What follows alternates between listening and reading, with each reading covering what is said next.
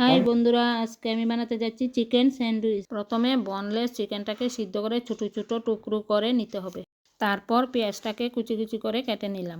এবারে বয়েল করা চিকেনের সাথে মায়োনিজ, চাট মশলা, বিট লবণ, কালো মরিচের গুঁড়ো, কুচি করা পেঁয়াজ, কাঁচা লঙ্কা কুচি সবকটাকে ভালো করে মিশিয়ে নিতে হবে। মিশিয়ে নেওয়ার পর আমার বাড়িতে স্যান্ডউইচ ব্রেড ছিল না, তাই মিল্ক ব্রেড দিয়েই কাজ চালিয়েছি।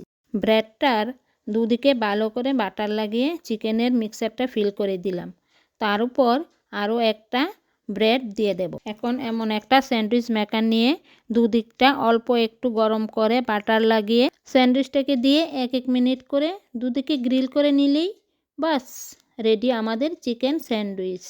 এবার আর কি, ধনেপাতার চাটনি আর ক্ষীরের সাথে সার্ভ করুন আমাদের চিকেন স্যান্ডউইচ।